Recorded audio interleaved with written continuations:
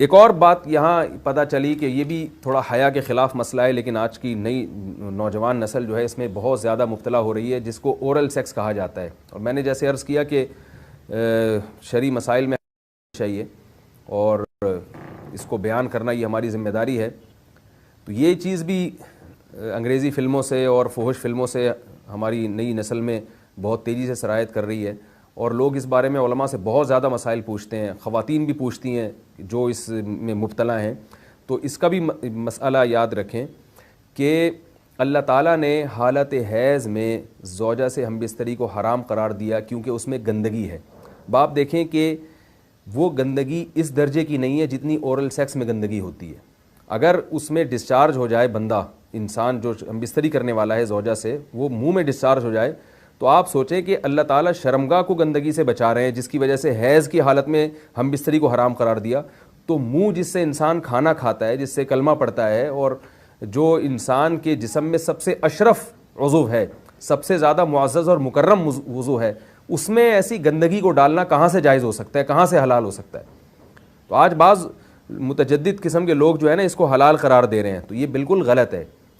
تو یہ بات خوب ذہن میں رکھیں کہ اورل سیکس کے ذریعے اپنی خواہش کو پورا کرنا اس طور پر کہ ڈسچارج ہو جائے انسان عورت کے منہ میں، بیوی کے منہ میں، یہ بالکل حرام ہے، بالکل ناجائز ہے. کیونکہ منی ایک غلیظ اور ناپاک اور گندگی ہے اور ناپاک اور نجس چیز ہے. بعض حضرات یہ کہتے ہیں کہ منی پاک ہے، مگر یاد رکھیں منی کے پاک ہونے کے دلائل مضبوط نہیں ہیں، منی کے ناپاک ہونے کے دلائل بہت مضبوط ہیں. سب سے پہلی دلیل قرآن مجید میں آتا ہے الم نخلقکم من ماء مہین، ہم نے تمہیں غلیظ اور پلید پانی سے پیدا کیا ہے، ذلیل پانی سے پیدا کیا ہے. تو اس میں بھی اشارہ ہے کہ منی ناپاک چیز ہے. دوسری بات یہ کہ حدیث میں آتا ہے کہ کنت افرق المنی من ثوب رسول اللہ صلی اللہ علیہ وسلم ثم یصلی فیہ. حضرت عائشہ رضی اللہ تعالیٰ عنہ فرماتی ہیں کہ رسول اللہ صلی اللہ علیہ وسلم کے کپڑوں پر اگر منی لگی ہوتی تھی، صحیح بخاری کی حدیث ہے، میں اس کو کھرچ کے صاف کرتی تھی، پھر آپ صلی اللہ علیہ وسلم اس میں نماز پڑھا کرتے تھے. اب بعض حضرات نے یہاں سے استدلال کیا ہے کہ منی اگر ناپاک ہوتی تو حضرت عائشہ اس کو دھوتی، کھرچ کے صاف کرنا اس کی علامت ہے کہ منی پاک ہے. لیکن یہ بات غلط ہے. اگر منی پاک ہوتی تو حضرت عائشہ کو کھرچنے کی ضرورت نہیں تھی. بات یہ ہے کہ وہ نجاست جس کا ایک باقاعدی جسم ہوتا ہے اور وہ کھرچ کے جسم سے یا کپڑوں سے الگ ہو سکتی ہے، تو اس نجاست کو پاک کرنے کا طریقہ یہ ہے کہ اس کو کھرچ دیا جائے. ناپاک تھی تبھی تو حضرت عائشہ رضی اللہ تعالی عنہ اس کو باقاعدہ کھرچ رہی ہیں اور دور کر رہی ہیں. اور گیلی منی کو یہ ثابت ہے کہ حضرت عائشہ رضی اللہ تعالی عنہ آپ صلی اللہ علیہ وسلم کے کپڑوں سے دھویا کرتی تھیں اور آپ صلی اللہ علیہ وسلم اس میں نماز پڑھا کرتے تھے.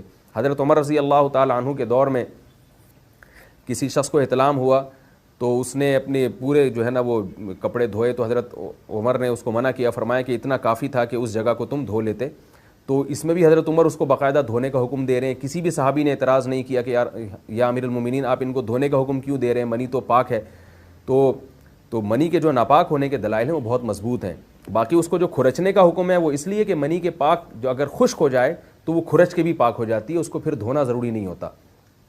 اس کی مثال ایسے جیسے حدیث میں آتا ہے، صحابہ کرام فرماتے ہیں کہ ہمارے تلواروں میں دشمن کا خون لگا ہوتا تھا تو ہم اس کو زمین پہ اچھی طرح رگڑ کے اسی کو لٹکا کے نماز پڑھتے تھے.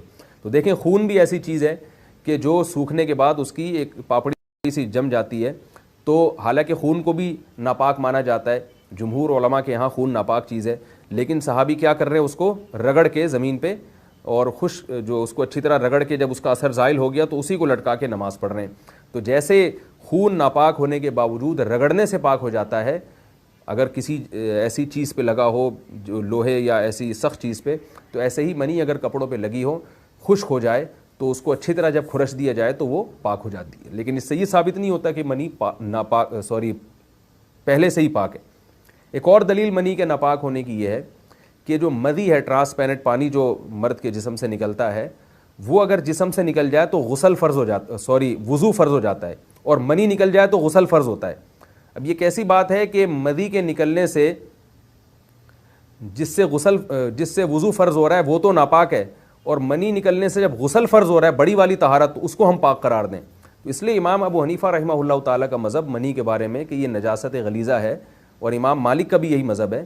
یہ مذہب بہت دلائل کے لحاظ سے قوی ہے. تو اس لیے عورت کے منہ میں ڈسچارج ہونا یہ بالکل حرام ہے، ناجائز ہے، گندگی ہے. اسلام میں اس کی قطعاً اجازت نہیں ہے.